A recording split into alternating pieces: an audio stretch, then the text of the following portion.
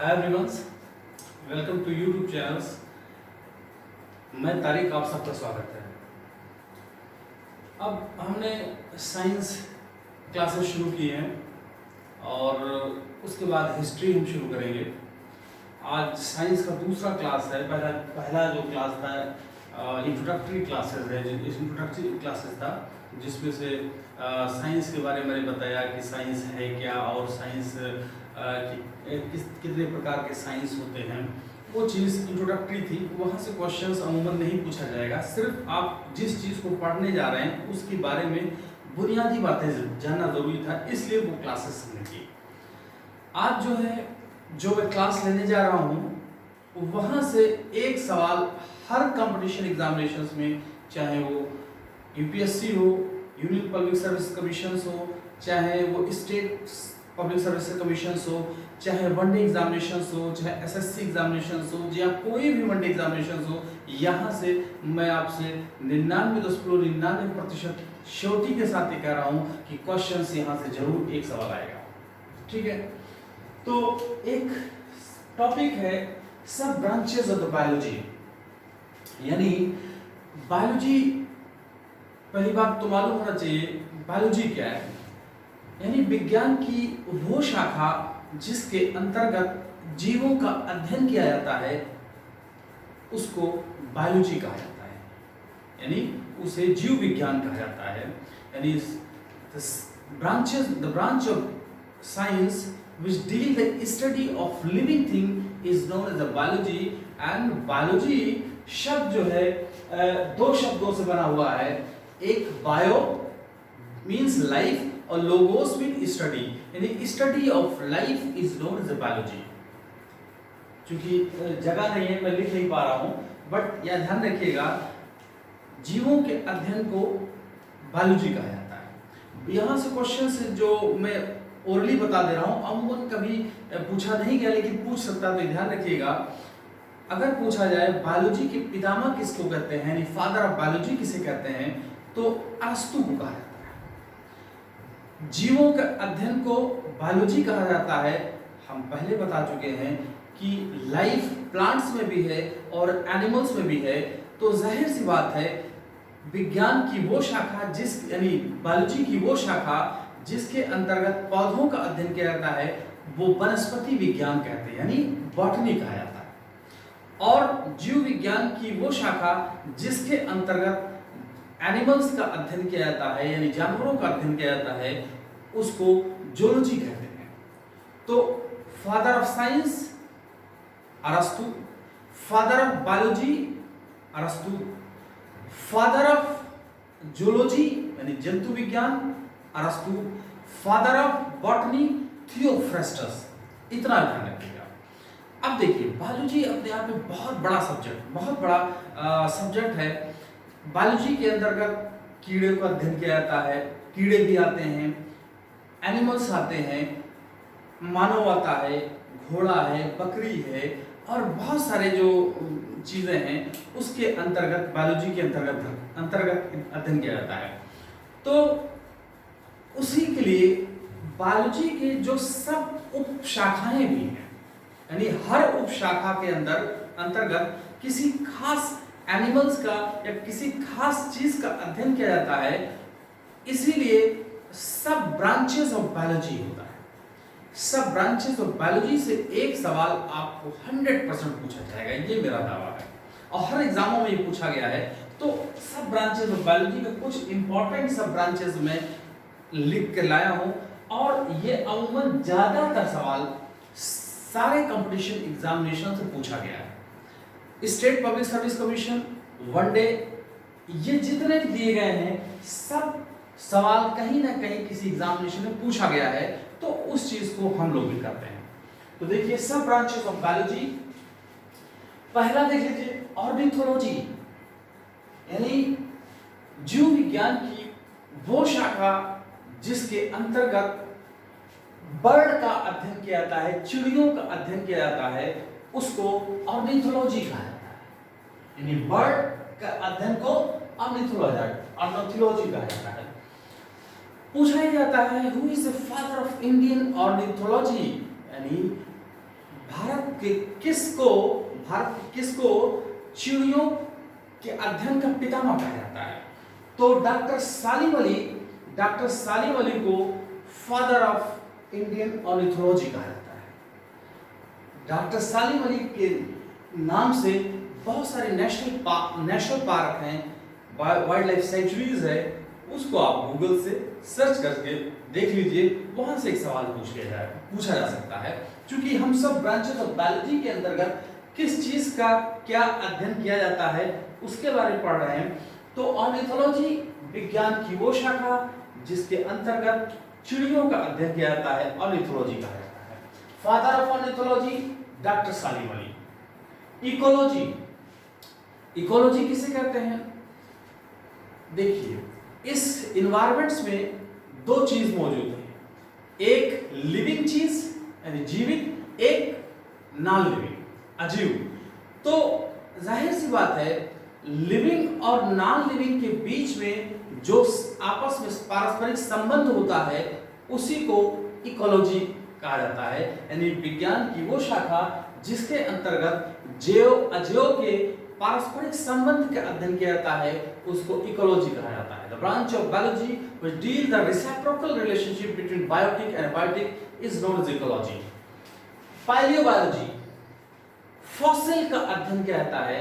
Fossil का मतलब जो जीव जंतु करोड़ों अरबों साल पहले जो इस पृथ्वी के ऊपर थे, वो मरने के बाद उनके कुछ अवशेष बच गए हैं, उसी को फॉसिल कहा जाता है। तो स्टडी ऑफ फॉसिल का जो है उसको पैलियोबायोलॉजी कहा जाता है।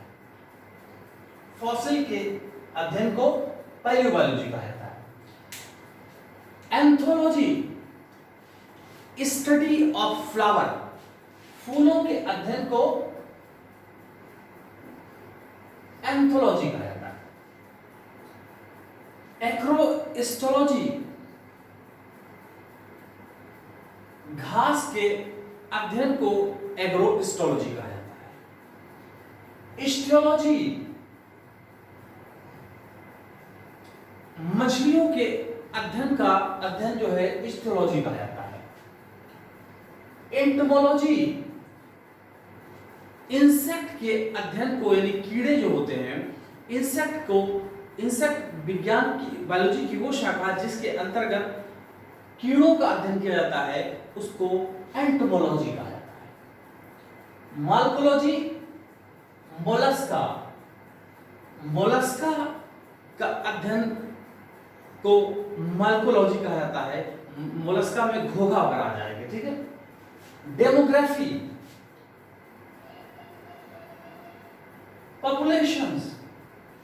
पॉपुलेशंस के अध्ययन को डेमोग्राफी कहा जाता है। पॉपुलेशंस में जाहिर सी बात है किसी शहर किसी कंट्री की जो डेमोग्राफी होती है उसमें सेक्स रेशियो देखा जाता है, वहाँ की लिटरेसी देखी जाती है, वहाँ की डेंसिटी देखी जाती है, वहाँ से 0 से 6 वर्ष की जो बच्चे होते हैं उनमें सेक्स रेशियो देखा जाता है, उसमें एमएमआर देखे तो मैटरनल मोर्टेलिटी रेट देखा जाता है, इन्फेंट मोर्टेलिटी रेट देखा जाता है। तो आपको ये सब जानने से पहले सिर्फ इतना मालूम होना चाहिए कि study of population is known as demography. Ethology मतलब स्टडी ऑफ एनिमल बिहेवियर, यानी किसी भी एनिमल्स के जो बिहेवियर होता है, कैसे वो जीवन व्यतीत करता है, कैसे वो रहता है, कैसे दूसरे के प्रति उसका व्यवहार है। तो जीव विज्ञान की वो शाखा जिसके अंतर्गत किसी एनिमल्स के बिहेवियर का अध्ययन किया जाता है उसको इथोलॉजी कहा जाता है। एपिकल्चर मधुमक्खी पालन, मधुमक्खी आपने देखा होगा जिससे शहद मिलती है। मधुमक्खी का सवाल ये भी पूछा गया है कि मधुमक्खी का जो क्या क्या चीज पहली बात होता है, तो आप मधुमक्खी जानते हैं कि मधुमक्खी पालन में क्या बनता है, शहद बनेगा, मोम बनेगा, फिर उसके बाद उसका जो स्टिंग है यानी जहर जो होता है वो चीज होता है। लेकिन इन सभी चीजों में पूछा ये गया है कि मधुमक्खी में इसका अपने शरीर का कौन सा प्रोडक्ट है।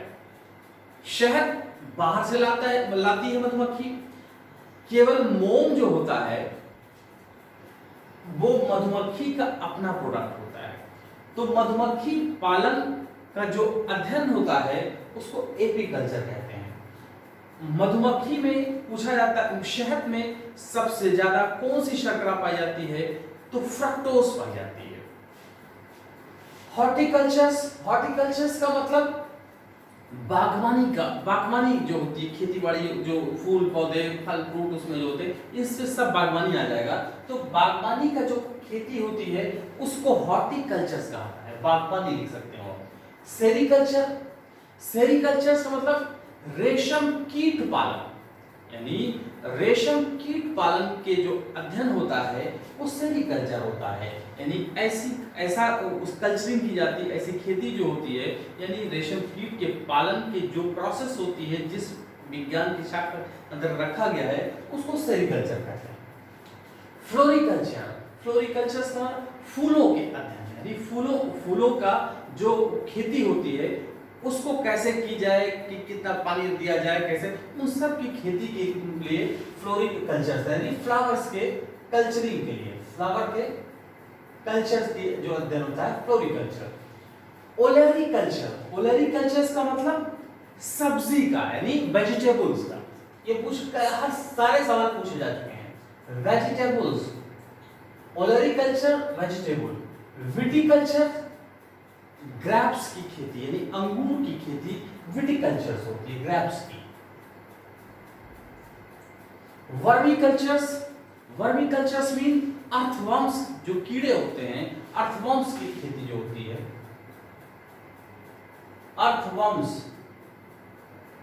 अर्थवर्म्स का जो कल्चरिंग होती है उसको वर्मिकल्चर कहते हैं। जीरोंटोलॉजी विज्ञान, यानी जीव विज्ञान की वो शाखा जिसके अंतर्गत किसी एनिमल्स की जो एज होती है उसके अध्ययन को जीरोंटोलॉजी कहते हैं, यानी एज के अध्ययन को जीरोंटोलॉजी कहते हैं। ऑन्कोलॉजी का मतलब स्टडी ऑफ कैंसर के जो जीव विज्ञान की वो शाखा जिसके अंतर्गत कैंसर का अध्ययन किया जाता है उसको ऑन्कोलॉजी कहते हैं। पूछा एक बार 2-3 बार ये गया है कि कौन सा जीन है जो कैंसर पैदा करता है, तो उसमें ऑन्कोजीन है, oncogene. Osteology study of bone, यानी हड्डियों के अध्ययन को ऑस्टियोलॉजी कहा जाता है। सर्पेंटोलॉजी स्टडी ऑफ स्नैक, यानी सांपों का अध्ययन किया जाता है। हाइड्रोपोनिक्स जो है खूब पूछा गया है, इसमें सॉइललेस कल्चर, देखिए सॉइललेस कल्चर, सॉइल मतलब मिट्टी, और लेस यानी जिसमें ऐसी खेती जिसमें मिट्टी का इस्तेमाल नहीं किया जाता है, बल्कि उसको पौधे को और सारे जो जरूरत होती है उसको सर्वाइव करने के लिए उसको दिया जाता है, जिससे वो पौधा उगाता है, लेकिन उसमें मिट्टी नहीं होता है। तो सॉइललेस कल्चर्स को हाइड्रोपोनिक्स कहा जाता है। Immunology study of immune system, यानी मनुष्य के शरीर के अंदर एक प्रतिरोधक क्षमता होती है।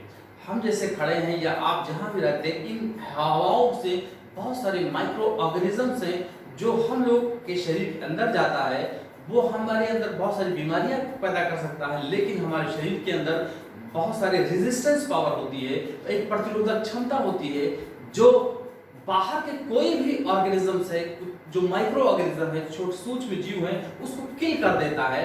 तो ये कहते हैं प्रतिरोधक क्षमता। तो विज्ञान की वो शाखा जिसके अंतर्गत बॉडी के शरीर के इम्यून सिस्टम का अध्ययन किया जाता है, इम्यूनोलॉजी कहा जाता है। फाइकोलॉजी स्टडी ऑफ एल्गी, शैवालों का अध्ययन, यानी शैवाल का अध्ययन जो होता है वो फाइकोलॉजी होता है। माइकोलॉजी स्टडी ऑफ फंजाई, यानी कवक का जो अध्ययन होता है वो माइकोलॉजी होता है। हिस्टोलॉजी स्टडी ऑफ टिश्यू, ऊतक का अध्ययन हिस्टोलॉजी होता है। कोशिका का अध्ययन साइटोलॉजी का है, CYTOLOGY, साइटोलॉजी। यानी हिस्टोलॉजी जो होता है वो ऊतक के अध्ययन को हिस्टोलॉजी कहा जाता है। डेंड्रोक्रोनोलॉजी, आपने देखा होगा पेड़ जो होता है वो कितने साल का है, विज्ञान की वो शाखा जिसके अंतर्गत किसी पेड़ की उम्र ज्ञात की जाती है उसको डेंड्रोक्रोनोलॉजी कहा जाता है। इसमें क्या होता है कि जो पेड़ की जो छाल होती है उसमें एनुअल रिंग्स डेवलप हो जाते हैं, यानी वार्षिक वलय डेवलप हो जाता है। उन वार्षिक वलय को यानी एनुअल रिंग को गिन करके हम किसी पेड़ की उम्र बता सकते हैं। तो विज्ञान की यानी बायोलॉजी की वो शाखा जिसके अंतर्गत हम किसी पेड़ की उम्र ज्ञात करते हैं उसको डेंड्रोक्रोनोलॉजी कहा जाता है। इडेफोलॉजी या pedology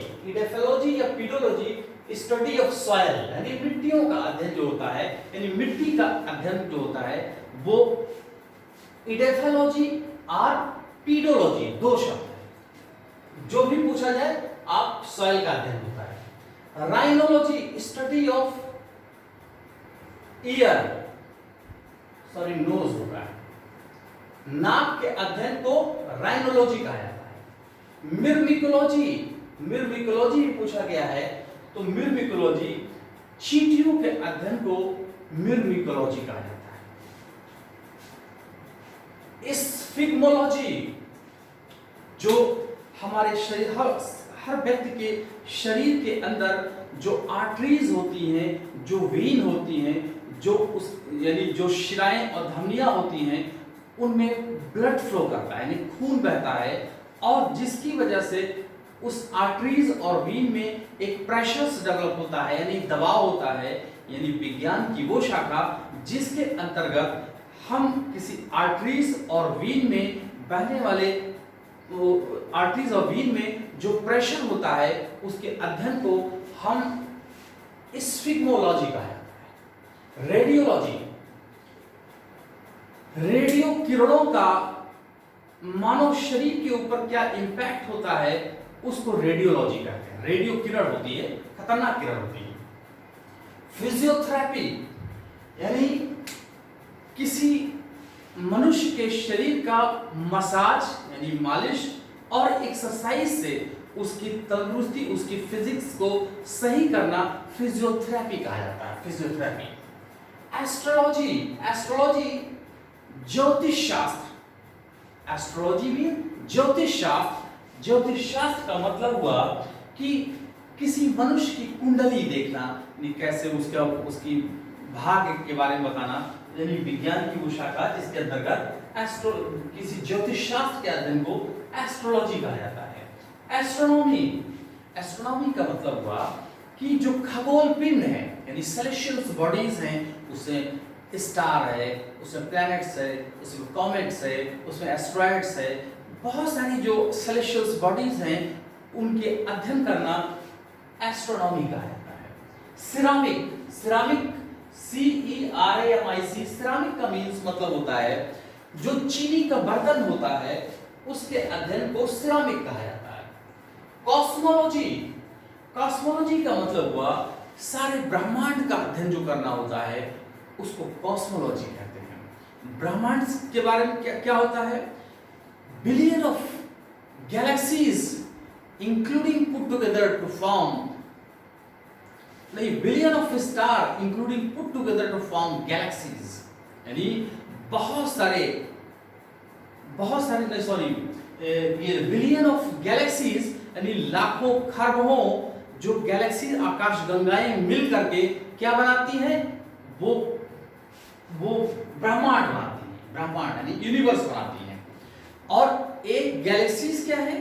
billion of star including put together to form galaxies, ये इस तरह से होता है। ठीक है, तो कॉस्मोलॉजी जो होता है पूरे ब्रह्मांड का अध्ययन होता है, यानी जो बिलियन ऑफ गैलेक्सीज हैं उन, और फिर उस गैलेक्सीज के अंदर जो बिलियन ऑफ स्टार हैं और उस स्टार के अपने जो बहुत सारे प्लैनेट सिस्टम्स हैं उन सभी का अध्ययन कॉस्मोलॉजी के अंतर्गत किया जाता है। क्रायोजेनिक कम ताप का प्रयोग और नियंत्रण का स्टडी। क्रायोजेनिक्स में क्या होगा?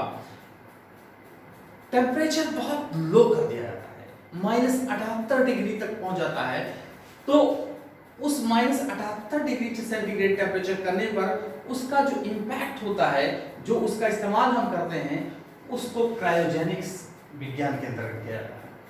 हॉर्टिकल्चर बागवानी, जियोलॉजी भूगर्भ विज्ञान, यानी पृथ्वी के अंदर जो उसके गर्भ में, पृथ्वी के गर्भ में जो का अध्ययन करना जियोलॉजी होता है। जैसे आपने देखा पृथ्वी के नीचे बहुत लावा है, यानी उसमें जो अब ज्वालामुखी फटता है तो देखिए बहुत सारे मैग्मा निकलता है, तो यानी जियोलॉजी भूगर्भ विज्ञान का अध्ययन होता है। एक्सबायोलॉजी, एक्सबायोलॉजी का मतलब अन्य ग्रहों पर जीवन की खोज करने का जो अध्ययन होता है, एक्सबायोलॉजी होता है।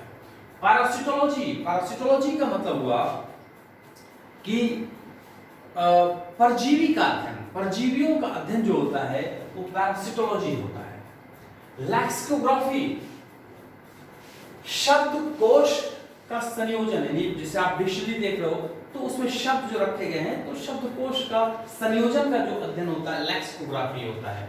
ऑर्थोपेडिक्स, ऑर्थोपेडिक्स का मतलब हुआ कि जो डॉक्टर्स है वो जो हड्डियों का इलाज करने वाला होता है उसको ऑर्थोपेडिक्स कहते हैं। ईएनटी, ईएनटी क्या होता है? ईयर, नोज एंड थ्रोट, गला, ठीक है। तो ईएनटी जो होता है ईयर, नोज एंड थ्रोट। तो ये जितना भी इंपॉर्टेंट सब ब्रांचेस ऑफ साइंस कह सकते हैं, क्योंकि इसमें बहुत सारे फिजिकल भी मैटर आ गए हैं, तो सब ब्रांचेस ज्यादातर इसमें बायोलॉजिकल के हैं, कुछ फिजिक्स के हैं। तो यहाँ से क्वेश्चन हर एग्जामों में हर एग्जाम में एक सवाल जरूर आता है। तो ठीक है, अब हमने यहाँ तक एक छोटा सा क्लास लिया, लेकिन आप ये याद रखिएगा कि यहाँ से एक सवाल आपको मिलेगा हर एग्जाम में। तो ठीक है, अगली टर्म में हम कॉन्सेप्चुअल चीज भी लेके आते हैं। Thank you class.